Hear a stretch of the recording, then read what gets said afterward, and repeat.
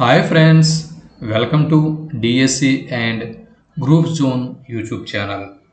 Friends, ఇక్కడ ఎవరైతే social స్టడీస్తో స్కూల్ అసిస్టెంట్స్ డిఎస్సికి ప్రిపేర్ అవుతున్నారో అలాంటి అభ్యర్థులు ఎవరైతే మరి స్కూల్ అసిస్టెంట్స్ కోసం paper 2A social studies TET రాస్తున్నారో వారికి ఉపయోగపడే విధంగా ఇక్కడ సాంఘిక శాస్త్రాలు ప్రశ్నల నిధి నుంచి బిట్ బ్యాంక్ని ప్రాక్టీస్ బిట్స్ రూపంలో అందిస్తున్నాం.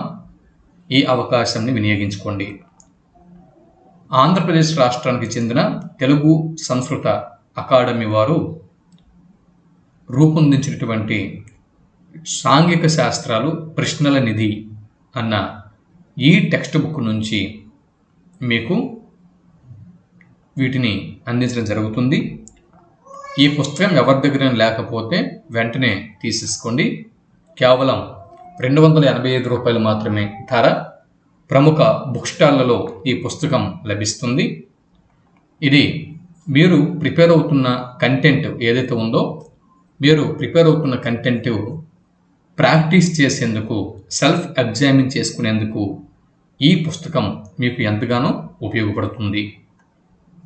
అయితే గత వీడియోలో మనం ఇంతకుముందు వీడియోలో భూమి మీద వైవిధ్యత అనేటటువంటి ఈ యూనిట్ని తీసుకుని ఇందులో పటాలు అన్న ఈ చాప్టర్ నుంచి మనం ప్రాక్టీస్ బిట్స్ని అధ్యయనం చేయడం జరిగింది.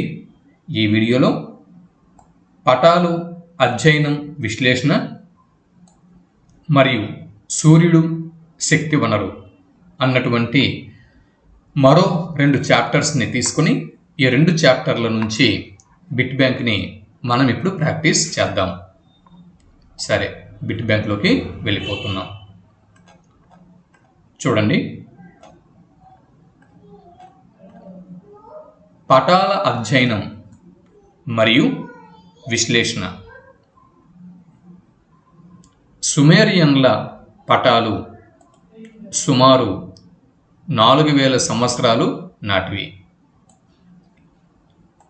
సుమేరియన్లు ప్రపంచంలో మొట్టమొదటిసారిగా పటాలను తయారు చేసిన వారు, వినియోగించిన వారు సుమేరియన్లు. సుమారు 4000 సంవత్సరం కాలంలో, అంటే 4000 సంవత్సరాల పూర్వమే వీరు పటాలని ఉపయోగించారు. సుమేరియన్లు ఆ కాలంలో మట్టి పలకలపై పటాలు తయారు చేశారు. బిట్ రావచ్చు. సుమేరియన్లు పటాల తయారీకి వేటిని ఉపయోగించారు అని బిట్టు వస్తే మట్టి పలకలు అని జవాబు గుర్తించాల్సి ఉంటుంది. తర్వాత సుమేరియన్లు తర్వాత బాబిలోనియన్లు పటాలు సుమారు 2600 సంవత్సరం నాటివి. బాబిలోనియన్లు ప్రపంచం గుండ్రటి పల్లెంలాగానే ఉంది అని భావించారు. బిట్ ఇక్కడ మీకు రావచ్చు. బాబిలోనియన్ల ప్రకారం లేదా బాబిలోనియన్లు ప్రపంచం ఎలా ఉంది అని భావించారు అని బిట్ రావచ్చు. గుండ్రటి పల్లెం వలె ప్రపంచం ఉన్నట్లు బాబిలోనియన్లు భావించారు. లేదా బిట్టు ఇలా కూడా రావచ్చు. ప్రపంచం ఒక గుండ్రటి పల్లెంలాగా ఉంది అని భావించిన వారు క్రింది వారు ఎవరు అని బిట్టు ఇచ్చి క్రింద సుమేరియన్లు లేదా బాబిలోనియన్లు లేదా మంగోలాయిడ్లు ఇలా కొన్ని ఆప్షన్స్ అనేవి ఇస్తారు.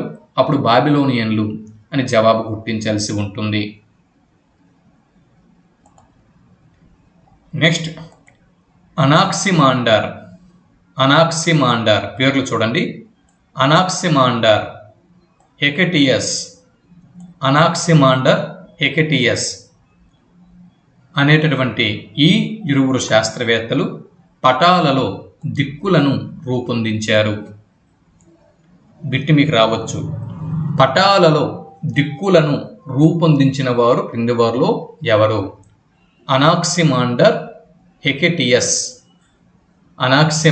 హెకెటియస్లు పటాలలో దిక్కులను రూపొందించారు.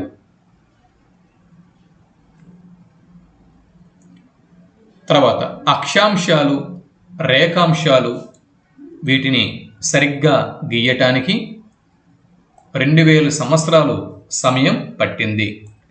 ప్రపంచ పటాల మీద నేడు మనం చదువుకుంటున్నటువంటి అక్షాంశాలు, రేఖాంశాలు అన్నటువంటి కాన్సెప్ట్ ఏదైతే ఉందో, ఈ అక్షాంశాలు, రేఖాంశాలని సరిగ్గా పటాల మీద గీయటానికి 2000 సంవత్సరాల సమయం పట్టింది. ఇదొక బిట్టు.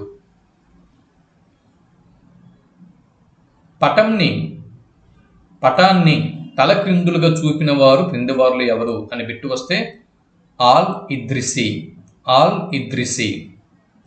పటాన్ని తలకిందులుగా చూపిన వారు ఆల్ ఇద్రిసి. మరొక బిట్టు, పటాన్ని పట్టు వస్త్రంపై రూపొందించిన వారు ఎవరు అని బిట్టు వస్తే డామింగ్ హనయితు చైనా దేశానికి చెందినటువంటి డామింగ్ హనయితు అని జవాబు గుర్తుపెట్టుకోండి. డామింగ్ హనయితు 1480వ సంవత్సరంలో టాలమీ రచించిన పుస్తకంని కనుక్కున్నారు.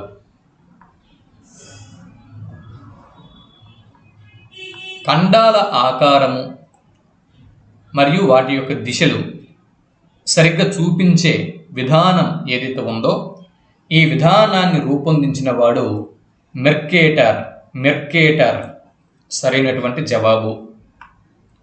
ఖండాల ఆకారము, వాటి దిశలు సరిగ్గా చూపించే విధానాన్ని మెర్కేటర్ రూపొందించాడు. తర్వాత గెరార్డస్ మెర్కేటర్ అన్నతడు రూపొందించినటువంటి ఈ విధానంనే మెర్కేటర్ ప్రక్షేపణం అని చెప్పి పిలుస్తున్నారు. 1867వ సంవత్సరంలో బ్రిటిష్ వారు భారత సర్వేక్షణ శాఖను ఏర్పాటు చేశారు. బ్రిటిష్ వారు భారత సర్వేక్షణ శాఖను ఏర్పాటు చేసిన సంవత్సరం ఏది అని బిట్టు వస్తే 1867 అని జవాబు గుర్తిస్తారు. దీనికి తొలి సర్వేయర్ జేమ్స్ రన్నెల్.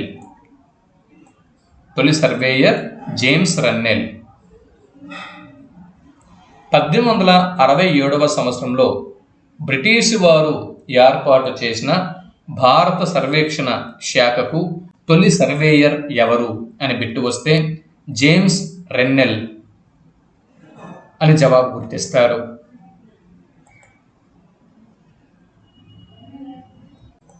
1802వ సంవత్సరంలో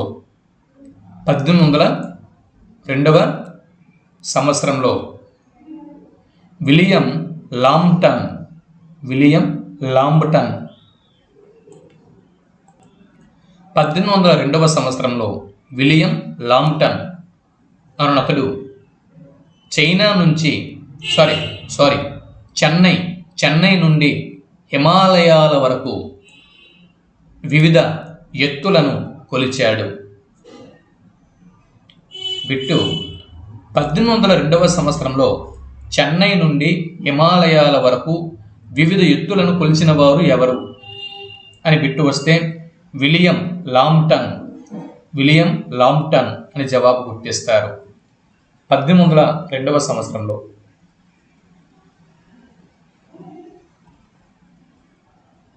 లాంబ్టన్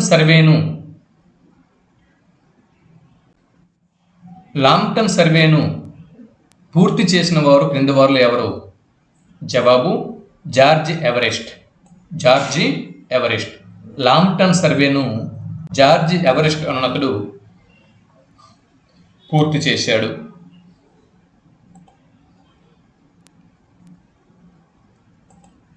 ప్రజలు భూమి వినియోగించుకుంటున్న విధానాన్ని తెలియజేసే పటాలను భూ వినియోగ పటాలు అని చెప్పి అంటారు. ఇది ఈజీగా గుర్తుపెట్టుకుంటారు. మొదటి పేజీలోనే కష్టమైనటువంటి బిట్లు ఉన్నాయి. నెంబర్ ఆఫ్ టైమ్స్ ప్రాక్టీస్ చేయండి. మొదటి పేజీ చూసుకోండి. ప్రజలు భూమి వినియోగిస్తూ ఉంటారు. భూమి వినియోగించుకున్న ఆ విధానంని చూడండి. ఈ భూ వినియోగ పటాలు దేన్ని తెలుపుతాయి? భూమిని వినియోగించుకునే విధానంని తెలుపుతాయి. ఓకే, భూ వినియోగ పటాలు అనేవి భూమిని వినియోగించుకుంటున్న విధానంని తెలుపుతాయి. ఇకపోతే సమానమైన ఎత్తులను, ఈ భూమిపై సమానమైన ఎత్తులను చూపే రేఖలను కాంటూర్ రేఖలు అని చెప్పి అంటారు. కాంటూర్ రేఖలు, సమానమైన ఎత్తును చూపే రేఖల్ని ఏమంటారు అని బిట్టు వస్తే కాంటూర్ రేఖలు అంటారు అని జవాబు గుర్తించాల్సి ఉంటుంది. కాంటూర్ రేఖలు అనగానేమి అని బిట్టు వస్తే ఆప్షన్లలో సమానమైన ఎత్తును చూపే రేఖలు అని ఉంటే దీన్ని మనం సరైన జవాబుగా గుర్తించాల్సి ఉంటుంది. ఇకపోతే కాంటూర్ రేఖలు ఎత్తు తగ్గుతున్నాయి అంటే అర్థము దూరంగా ఉంటాయి అని. కాంటూర్ రేఖలు ఎత్తు తగ్గే కొలది దూరంగా ఉంటాయి. ఈ కాంటూర్ రేఖలు అనేవి ఒకదానితో ఒకటి ఖండించుకోవు. పటాల సంకలనాన్ని అట్లాస్ అంటారు. ఇంతకు ముందు వీడియోలోనే మనం తెలుసుకున్నాం.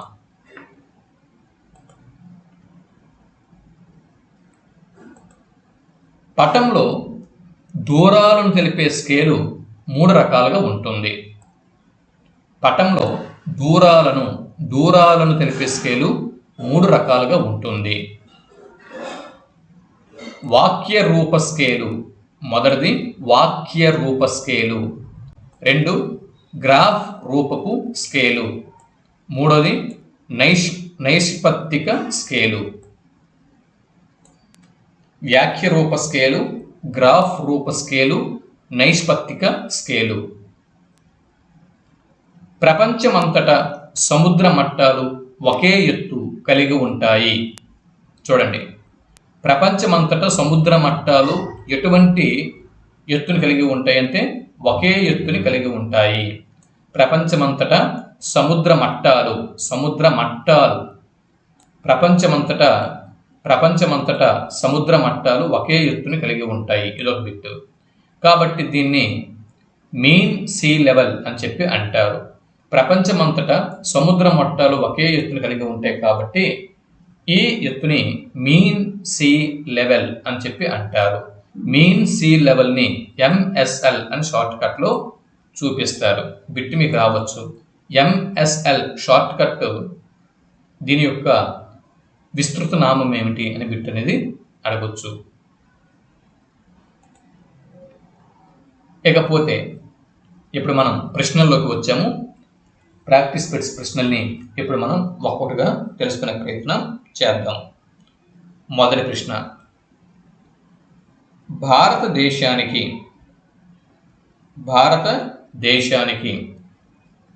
సముద్ర మార్గం కనుగొన్న వాస్కో డి గామా ఏ సంవత్సరంలో కాలికట్ తీరాన్ని చేరుకున్నాడు అన్నది బిట్టు.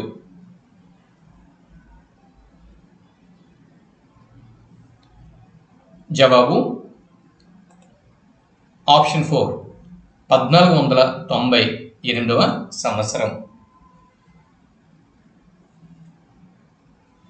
రెండవ బిట్టు, పటం యొక్క పరిమాణం పెంచిన లేదా తగ్గించిన తదనుగుణంగా స్కేలు మారునట్లుగా రూపొందించబడిన స్కేలుని ఏమంటారు?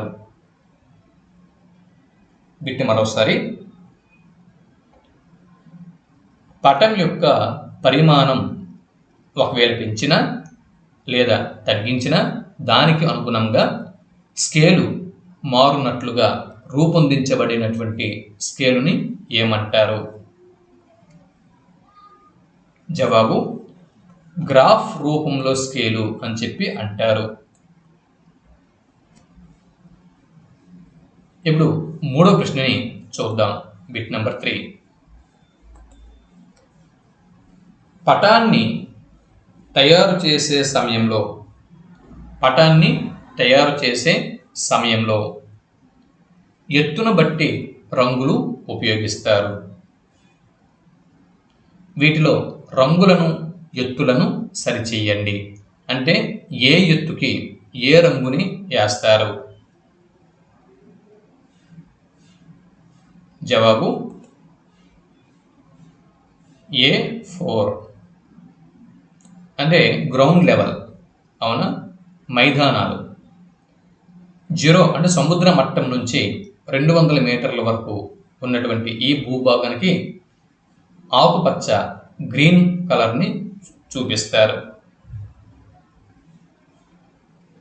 200 నుంచి 1000 మీటర్ల వరకు ఇవి సాధారణంగా పేట భూములు ఉంటాయి. ఈ ఎత్తులో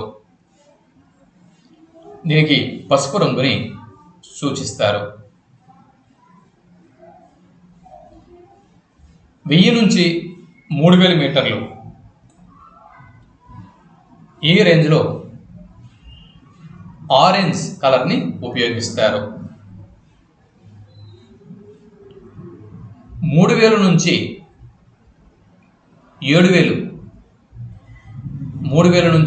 7000 మీటర్లు ఉంటే ఊదా రంగుని అనగా వయోలెట్ కలర్ని ఉపయోగిస్తారు. కాబట్టి ఆప్షన్ 3 ఇక్కడ సరైనటువంటి జవాబు. ఇప్పుడు మనం 4వ ప్రశ్నని చూస్తున్నాం. Bit number 4. 7000 మీటర్ల నుంచి 8000 మీటర్లు ఎత్తునకు ఏ రంగును ఉపయోగిస్తారు? 7000 మీటర్ల నుంచి 8000 మీటర్లు ఎత్తునకు ఏ రంగుని ఉపయోగిస్తారు? జవాబు ఆప్షన్ 2 తెలుపు రంగుని ఉపయోగిస్తారు.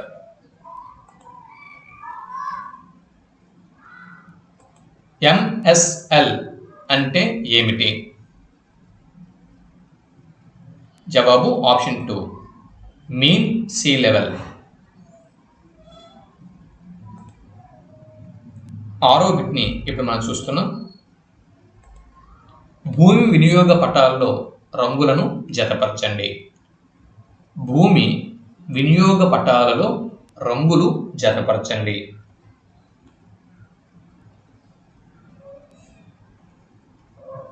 జవాబు నలుపు రంగుని సరిహద్దులను గుర్తించేందుకు ఉపయోగిస్తారు. తెలుపు రంగుని ఖనిజాలని గుర్తించేందుకు ఉపయోగిస్తారు. గోధుమ రంగును వ్యవసాయానికి ఉపయోగపడే భూమిని తెలుపుటకు ఉపయోగిస్తారు. లేత పసుపు బంజారు భూముల్ని పట్టాలలో గుర్తించేందుకు లేత పసుపుని ఉపయోగిస్తారు. ఇక్కడ సరైన జవాబు ఆప్షన్ 1.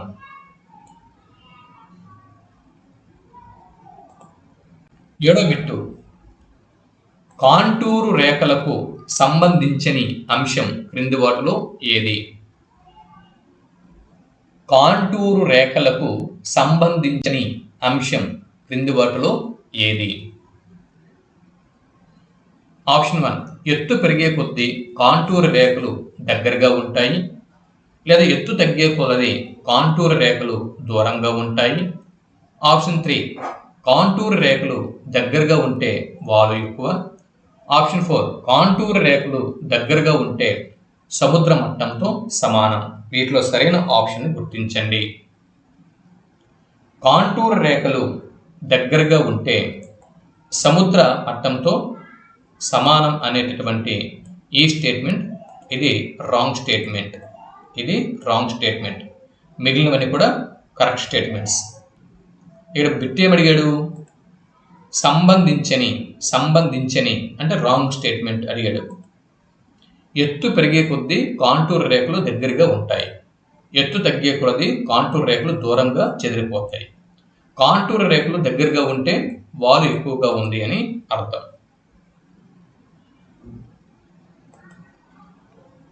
బిట్ నంబర్ 8, నదుల ఉనికి ఆధారంగా భిన్నమైనది క్రింది వాటిలో ఏది?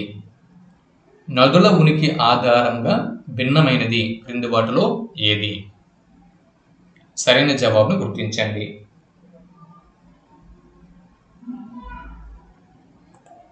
జవాబు బ్రహ్మపుత్ర నది. బ్రహ్మపుత్ర నది ఎక్కువగా అంటే భారతదేశంలో కాకుండా అంటే బ్రహ్మపుత్ర నది అనేది బంగాళాఖాతంలో అంటే ఇక్కడ బ్రహ్మపుత్ర నది అనేది ఇంటర్నేషనల్ రివర్. బ్రహ్మపుత్ర నది అనేది ఇంటర్నేషనల్ రివర్. ఇది భిన్నమైనది. చూడండి, కృష్ణానది ఇది దక్షిణ భారతదేశంలో ప్రవహిస్తుంది. కృష్ణానది దక్షిణ భారతదేశంలో ప్రవహిస్తుంది. పెన్నా నది దక్షిణ భారతదేశంలో ప్రవహిస్తున్నది. కావేరి నది దక్షిణ భారతదేశంలో ప్రవహిస్తున్నది. కానీ బ్రహ్మపుత్ర నది అనేది ఉత్తర భారతదేశంలో ప్రవహిస్తున్నది. ప్లస్ ఇది ఇంటర్నేషనల్ రివర్. టిబెట్లో పుడుతుంది, భారతదేశం గుండా ప్రవహించి బంగాళాఖాతం గుండా ప్రవహించి బంగాళాఖాతంలో కలుస్తుంది. బ్రహ్మపుత్ర నది ఇక్కడ బంగ్లాదేశ్లో గంగా నదితో కలుస్తుంది. 9వ బిట్టు చూడండి, బిట్ నెంబర్ 9. ప్రస్తుత ఇరాక్ వాసులు అయిన సుమేరియన్ల పటాలకు సంబంధించి సరికాని అంశంని ఎన్నుకుంటాము. ప్రస్తుతం ఇరాక్ ఏదైతే ఉందో ఈ ఇరాక్నే నాటి కాలంలో సుమేరియన్లు అని చెప్పి అన్నారు. ఇరాక్ వాసుల్ని ఆ రోజుల్లో సుమేరియన్లు అని చెప్పి అన్నారు. సుమేరియన్ల పట్టాలకు సంబంధించినంత వరకు సుమేరియన్లు కదా మొట్టమొదటిగా పటాలను తయారు చేశారు. సో సుమేరియన్ల పటాలకు సంబంధించి సరికాని అంశంని గుర్తించండి. సరికాని అంశం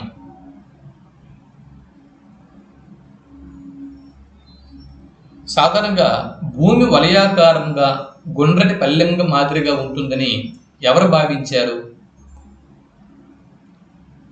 భూమి వలయాకారంగా గుండ్రటి పల్లెం మాదిరిగా ఉంది అని భావించిన వారెవరు? బాబిలోనియన్లు కదా. సో ఇది బాబిలోనియన్లు ఇలా భావించారు, సుమేరియన్లు కాదు కదా. కాబట్టి 4th స్టేట్మెంట్ రాంగ్. ఇది సుమేరియన్లకి వర్తించదు. అందుబాటులో ఉన్న అతి పురాతన పటాలు సుమేరియన్లవి. Correct statement. వీరి పటాలు 4000 సంవత్సరాలు నాటివి. ఇది కూడా కరెక్ట్ స్టేట్మెంట్. వీరు దేవాలయాల కింద ఉన్న భూముల వివరాలను మట్టి పలకలపై రూపొందించారు. సుమేరియన్లు పటాలను తయారు చేసేందుకు మట్టి పలకల్ని మొదటగా ఉపయోగించారు. ఈ మట్టి పలకల మీద సుమేరియన్లు మొదటగా వారి యొక్క దేవాలయాల కింద ఉన్నటువంటి భూములను తెలుసుకునేందుకు, అంటే స్వప్రయోజనాల కోసము, ఒక నిర్ణీతమైనటువంటి ఒక పర్టికులర్ ప్రయోజనం కోసము, అంటే దేవాలయాల కింద ఎంత భూమి ఉంది అన్నది తెలుసుకోవడం కోసము వీళ్ళు సుమేరియన్లు పటాలని తయారు చేశారు. వాటిని మట్టి పలకలపై రూపొందించారు. వీరి యొక్క పటాలకి 4000 సంవత్సరాల చరిత్ర ఉంది. అందుబాటులో ఉన్న అతి పురాతనమైన పటాలు సుమేరియన్లు. ఇకపోతే బిట్ నెంబర్ 10. 10వ బిట్ని ఇప్పుడు మనం చూద్దాం. Bit number 10. ప్రస్తుత ఇరాక్ వాసులు అయినటువంటి బాబిలోనియన్ల పటాలకు, ఇరాక్ ప్రాంతానికి చెందిన బాబిలోనియన్ల పటాలకు సంబంధించి రాంగ్ స్టేట్మెంట్, సరికాని అంశం, రాంగ్ స్టేట్మెంట్ ఏదో గుర్తించండి.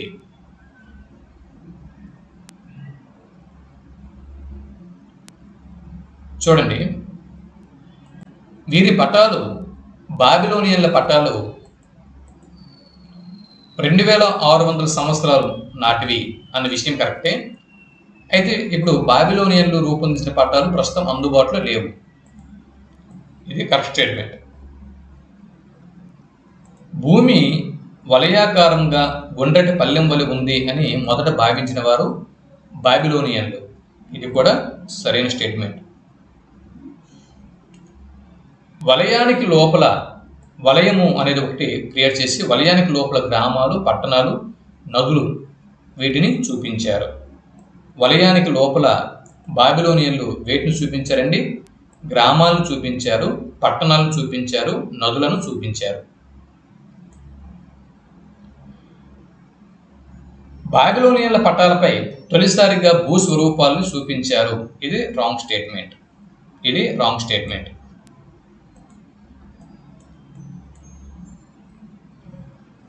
పటాలలో తొలిసారిగా దిక్కులను చూపిన వారు ఎవరు? సుమేరియన్లు, బాబిలోనియన్లు, అనాక్సిమాండర్ మరియు ఎగటియన్స్ మరియు గ్రీకు చరిత్రకారులు. సరైన సమాధానాన్ని గుర్తించండి. జవాబు ఆప్షన్ 3 అనాక్సిమాండర్ మరియు ఎగటియస్ సరైనటువంటి జవాబు. Bit number 12. ప్రపంచాన్ని ఆసియా, లిబియా, యూరప్ ఖండాలుగా విభజించిన వారు ఎవరు? అంటే ఇప్పుడు ప్రస్తుతం 7 ఖండాలు ఉన్నాయి, కానీ ప్రప్రథమంగా ప్రపంచంని ఆసియా ఖండం అని, లిబియా ఖండం అని, యూరప్ ఖండము అని ఈ విధాలుగా 3 ఖండాలుగా విభజించిన వారు ఎవరు? జవాబు ఆప్షన్ 4 గ్రీకు చరిత్రకారులు సరైనటువంటి జవాబు. Bit number 13. అక్షాంశాలు, రేఖాంశాలు సరిగ్గా గీయటానికి పట్టిన కాలం ఎంత? జవాబు ఆప్షన్ 2 2000 సంవత్సరాల సమయం పట్టింది.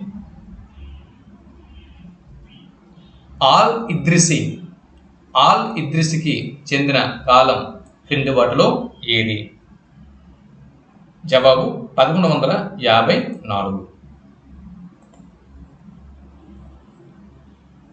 ఆల్ ఇద్రిసి ఈయనకి సంబంధించినటువంటి స్టేట్మెంట్లు కింద 4 ఉన్నాయి. ఈ 4 స్టేట్మెంట్లలో రాంగ్ స్టేట్మెంట్ అంటే ఆయన గురించి చెప్పేటప్పుడు ఆయనకి వర్తించినటువంటి స్టేట్మెంట్ ఒకటి ఉంది, అది ఏదో గుర్తించండి. ఇద్రిసి కాలం 1154. ఇతడు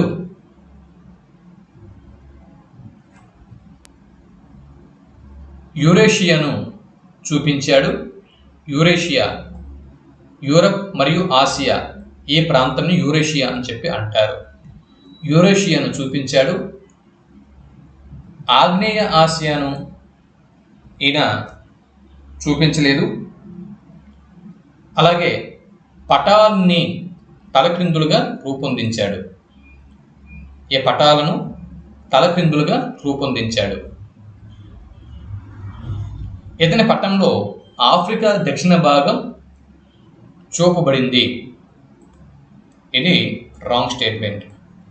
19వ శతాబ్దం వరకు ఆఫ్రికా చీకటి ఖండం కదా, ఎవరికి తెలియదు కదా. మరి ఇతని పటంలో ఆఫ్రికా దక్షిణ భాగం ఎలా చూపించగలడు? ఒకవేళ ఇతడు ఆఫ్రికా దక్షిణ భాగం కనుక పటంలో చూపించగలిగి ఉంటే ఆఫ్రికా చీకటి ఖండం ఎలా అవుతుంది? అవ్వదు. కాబట్టి 4th స్టేట్మెంట్ రాంగ్.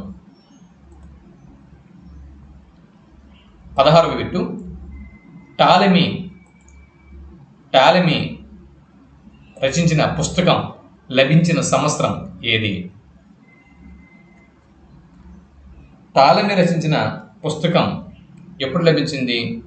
1480వ సంవత్సరంలో లభించింది.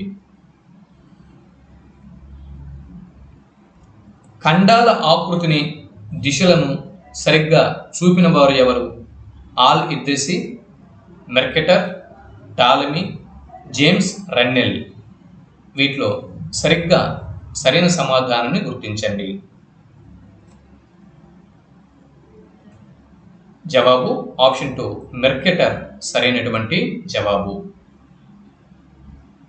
బిట్ నెంబర్ 18, 17 చదరపు మీటర్ల పట్టు వస్త్రంపై ప్రపంచ పటంని రూపొందించిన వారు క్రింది వారిలో ఎవరు? జవాబు ఆప్షన్ 3 డామింగ్ అన్యితు. చైనా దేశానికి చెందినటువంటి డామింగ్ అన్యితు 17 చదరపు మీటర్ల పట్టు వస్త్రంపై ప్రపంచ పటంని రూపొందించాడు. బిట్ నెంబర్ 19, భారత సర్వేక్షణ శాఖకు తొలి సర్వేయర్ ఎవరు? జవాబు ఆప్షన్ 1 రన్నెల్ సరైనటువంటి జవాబు. మెర్కేటర్ ఏ దేశానికి చెందినవాడు? మెర్కేటర్ ఏ దేశానికి చెందినవాడు? జవాబు ఆప్షన్ 2 హాలండ్ దేశానికి చెందినవాడు. 21వ బిట్టు, ప్రపంచంలో అత్యంత ముఖ్యమైన సర్వేక్షణ ఎక్కడి నుంచి మొదలుపెట్టారు? జవాబు ఆప్షన్ 2 చెన్నై నుంచి మొదలుపెట్టారు. 22వ బిట్టు, పటాల తయారీలో ఖనిజాలు లభ్యం అయ్యే ప్రదేశాలను చూపే రంగు ఏది? జవాబు ఆప్షన్ 2 తెలుపు రంగు. 23వ బిట్టు చూడండి, భారత సర్వేక్షణ శాఖ వీటిని విడుదల చేసింది. జవాబు టోపో షీట్లను విడుదల చేసింది. టోపో షీట్లు, భారత సర్వేక్షణ శాఖ టోపో షీట్లను విడుదల చేస్తుంది. దాని తర్వాత సూర్యుడు శక్తి వనరు అన్న ఈ కాన్సెప్ట్ని ఇప్పుడు మనం చూస్తున్నాం. సూర్యుని నుంచి ఉష్ణోగ్రత నిరంతరం విడుదల కావటంని సూర్య వికిరణం అని చెప్పి అంటారు. దీన్నే ఇంగ్లీష్లో సోలార్ రేడియేషన్ అని చెప్పి అంటారు. సూర్యుని నుంచి ఉష్ణోగ్రత నిరంతరం విడుదల కావటాన్ని సూర్య వికిరణం, సోలార్ రేడియేషన్ అని చెప్పి అంటారు. సూర్యుని శక్తి భూమి వైపు పడటాన్ని సూర్యపుటం అని చెప్పి అంటారు. సోలార్ ఇన్సోలేషన్ అని చెప్పి అంటారు. సూర్యకిరణాలు భూమి మీద పడే కోణంని పతన కోణం అని చెప్పి అంటారు. దీన్నే పతన కోణంని ఇంగ్లీష్లో యాంగిల్ ఆఫ్ ఇన్సిడెన్స్ అని చెప్పి అంటారు.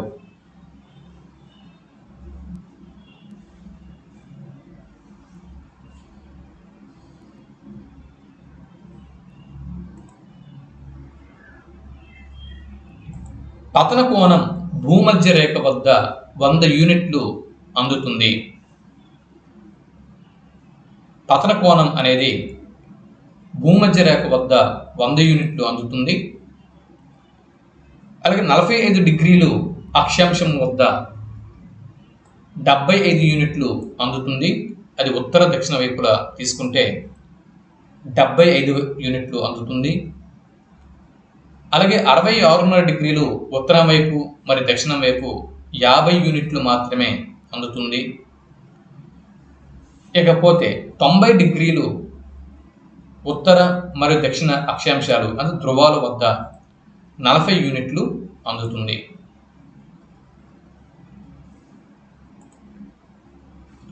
ఈ పతన కోణం అనేది స్థిరమైనది కాదు. అంటే పతన కోణం ఎందుకు స్థిరమైనది కాదు అంటే సూర్యుని చుట్టూ భూమి నిరంతరం తిరుగుతూ ఉంటుంది కాబట్టి.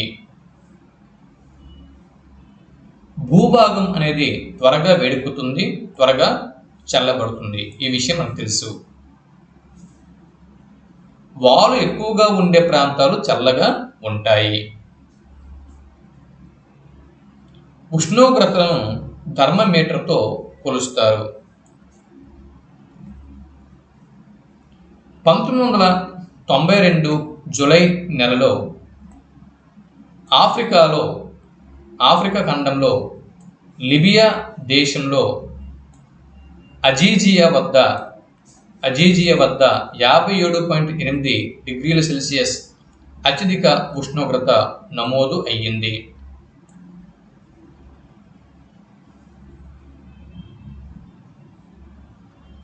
అత్యల్ప ఉష్ణోగ్రత అంటార్క్టికా ఖండంలో ఓస్టాక్ వద్ద -89.2 డిగ్రీల సెల్సియస్ ఉష్ణోగ్రత నమోదు అయ్యింది.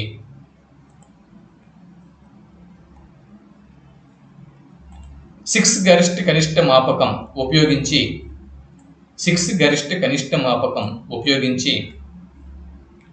ఒక రోజులో అత్యధిక అత్యల్ప ఉష్ణోగ్రతలను నమోదు చేయవచ్చు.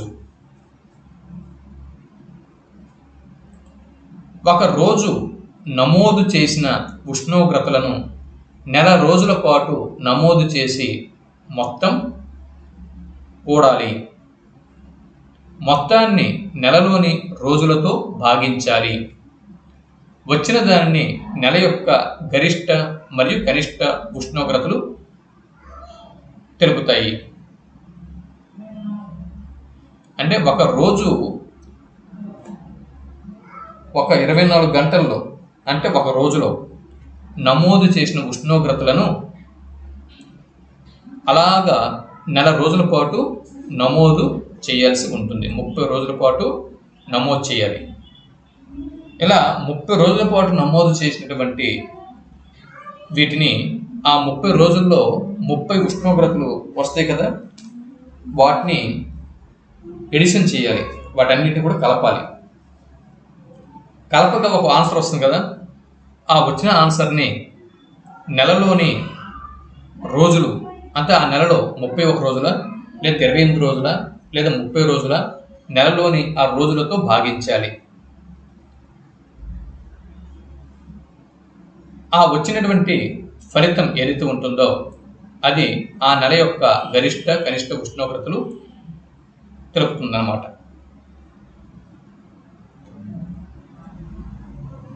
సముద్ర తీర ప్రాంతంలో ఉష్ణోగ్రతలు మరింత చల్లబడవు కనుక సామస్రిక శీతోష్ణ స్థితులు ఒకే రకంగా ఉంటాయి. దీన్నే సముద్ర ప్రభావిత శీతోష్ణ స్థితి అంటారు. సముద్ర శీతోష్ణ స్థితికి భిన్నంగా సముద్రానికి దూరంగా ఉన్న ప్రాంతాల్లో వేసవిలో మరింత వేడిగా, చలికాలంలో మరింత చలిగా ఉంటాయి. ఈ శీతోష్ణ స్థితినే ఖండాంతర్గత శీతోష్ణ స్థితి అంటారు. అంటే ఈ పాయింట్లు మీకు ఏమర్థమైంది? సముద్ర శీతోష్ణ స్థితి అంటే సముద్ర ప్రాంతంలో ఉష్ణోగ్రతలు చలికాలంలో అంత చల్లగా ఉండవు, అలాగే వేసవి కాలంలో అంత ఎక్కువగా ఉండవు. దీన్నే సముద్ర ప్రభావిత శీతోష్ణ స్థితి అంటారు. అంటే సామస్రిక పరిస్థితులు, శీతోష్ణ స్థితి పరిస్థితులు ఒకే రకంగా ఉంటాయి. సముద్ర శీతోష్ణ స్థితికి భిన్నంగా సముద్రానికి దూరంగా ఉన్న ప్రాంతాల్లో వేసవిలో మరింత వేడిగాను, చలికాలంలో మరింత చలిగాను ఉంటుంది. దీన్ని ఖండాంతర్గత శీతోష్ణ స్థితి అంటారు. ఎత్తునకు ప్రయాణించే కొలది ప్రతి 1000 మీటర్ల ఎత్తునకు 6 డిగ్రీల సెల్సియస్ చొప్పున ఉష్ణోగ్రతలు తగ్గుతాయి. ఇదొక బిట్టు. ఈ విధంగా ఎత్తునకు ప్రయాణించే కొలది ఉష్ణోగ్రతలు తగ్గటాన్ని సాధారణ క్షీణతా క్రమం అని చెప్పి అంటారు. ఇదొక బిట్టు. అయితే నేలపై మంచు బిందువులు ఏర్పడినప్పుడు దీర్ఘకాలపు రాత్రుల్లోనూ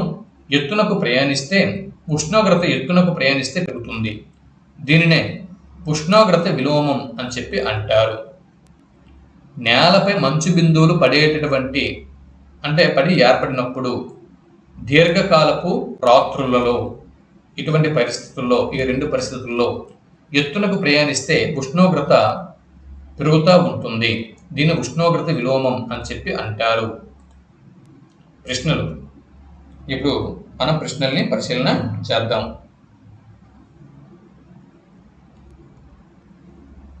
సూర్యుని నుంచి నిరంతరం ఉష్ణోగ్రత విడుదల కావటాన్ని ఏమంటారు? జవాబు సౌర వికిరణం అని చెప్పి అంటారు. సూర్యపుటం అనగానేమి? రెండవ బిట్టు సూర్యపుటం అనగానేమి? జవాబు సూర్యుని నుంచి విడుదలైన శక్తి భూమి ఉపరితలాన్ని చేరటంని సూర్యపుటం అని చెప్పి అంటారు. మూడవ బిట్టు సూర్యకిరణాలు భూమి మీద పడే కోణంని ఏ పేరుతో పిలుస్తారు? జవాబు ఆప్షన్ 3 పతన కోణం అనే పేరుతో పిలుస్తారు. పతన కోణం యాంగిల్ ఆఫ్ ఇన్సిడెన్స్. ఈ పతన కోణాన్ని ఇంగ్లీష్లో యాంగిల్ ఆఫ్ ఇన్సిడెన్స్ అని చెప్పి అంటారు కదా. దీనికి సంబంధించి రాంగ్ స్టేట్మెంట్ క్రింది వాటిలో ఏదో గుర్తించండి. ఇది రాంగ్ స్టేట్మెంట్. పతన కోణం భూమధ్య రేఖ వద్ద 100 యూనిట్లుగా ఉంటుంది. తర్వాత పతన కోణం 66.5 డిగ్రీలు అక్షాంశం వద్ద 50 యూనిట్లుగా ఉంటుంది. దాన్ని సమశీతోష్ణ మండలం అని చెప్పి అంటారు. పతన కోణం 90 డిగ్రీల వద్ద 40 యూనిట్లకు ఉంటుంది. 45 డిగ్రీల వద్ద మాత్రము 65 యూనిట్లు అనేది రాంగ్ స్టేట్మెంట్. ఐదవ బిట్టు బిట్ నెంబర్ 5 పతన కోణంకు చెందిన అంశంని ఎన్నుకోండి. అంటే క్రింద 4 స్టేట్మెంట్లు ఇచ్చారు. ఆ 4 స్టేట్మెంట్లు వాటిలో పతన కోణంకు సంబంధించి సరైన స్టేట్మెంట్లు ఏవి అన్నది మనం అబ్జర్వేషన్ చేసి నిర్ణయించుకొని క్రింద ఆప్షన్లని మన సరైన ఆప్షన్ని తీసుకోవాలి.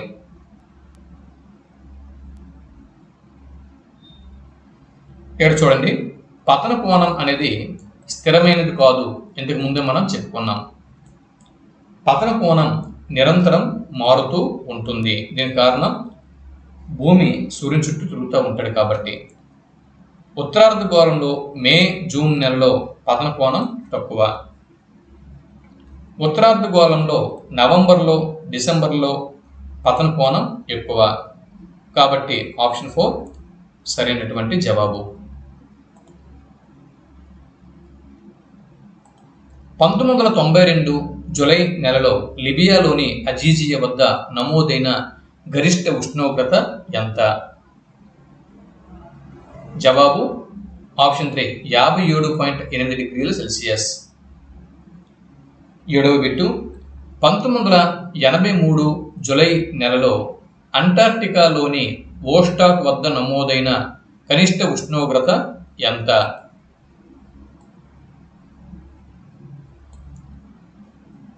జవాబు -89.2 డిగ్రీ సెల్సియస్.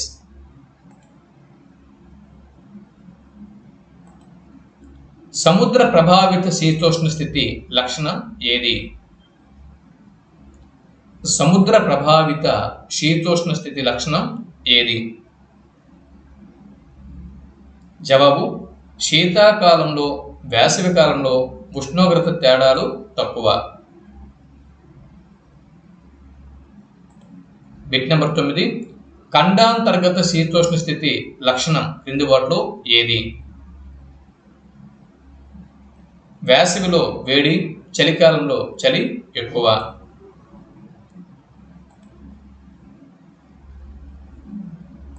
సాధారణ క్షీణత క్రమం అంటే ఏమిటి? ఎత్తునకు ప్రయాణిస్తే ఉష్ణోగ్రత తగ్గడం. దీన్ని సాధారణ క్షీణత క్రమం అని చెప్పి అంటారు. బిట్ నెంబర్ 11 ఉష్ణోగ్రత విలోమంకు సంబంధించి సరికానిది ఏది?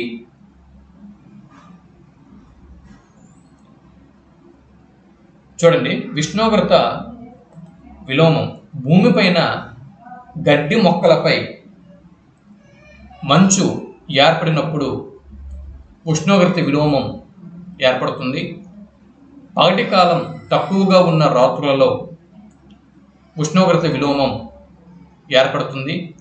రాత్రి సమయం ఎక్కువగా ఉన్న రాత్రులలో ఉష్ణోగ్రత విలోమం ఏర్పడుతుంది.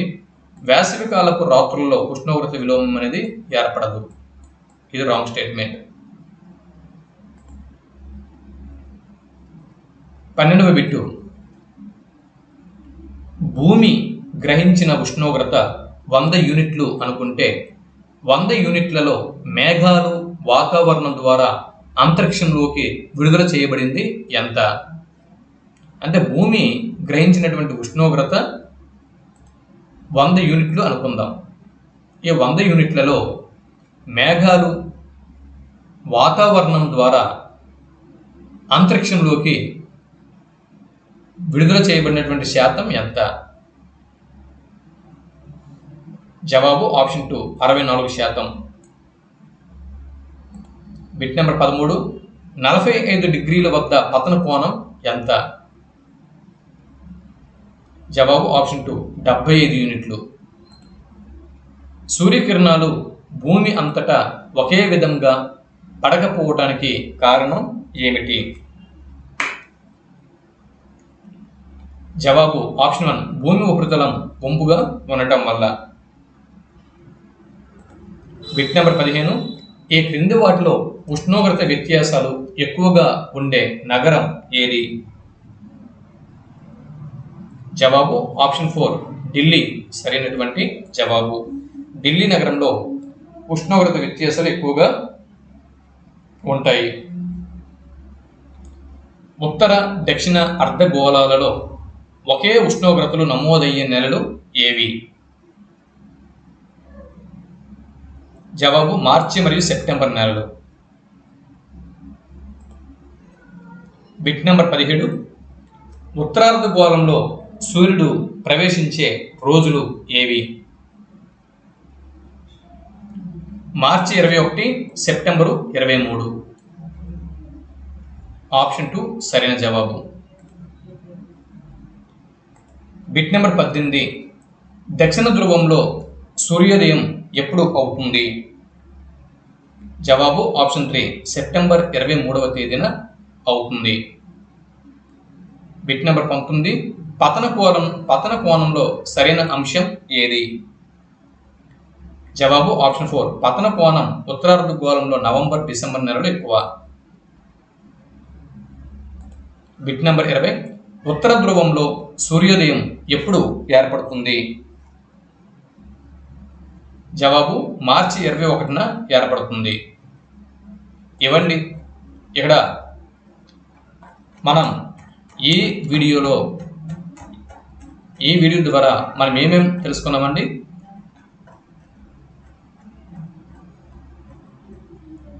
భూమి మీద వైవిధ్యం అన్న మొదటి యూనిట్లో భాగంగా ఈ వీడియోలో పటాల అధ్యయనం మరియు విశ్లేషణ, సూర్యుడు శక్తి వనరు అన్న ఈ 2 అంశాల గురించిన ప్రాక్టీస్ బిట్స్ని మనం ప్రాక్టీస్ చేయడం జరిగింది.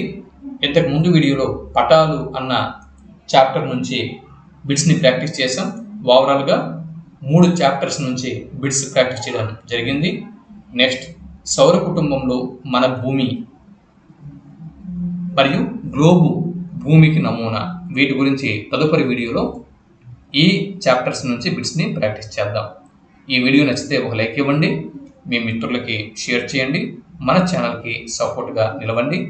మరిన్ని బిట్స్తో మళ్ళీ మరో వీడియోలో కలుద్దాం. అంతవరకు సెలవు, నమస్తే.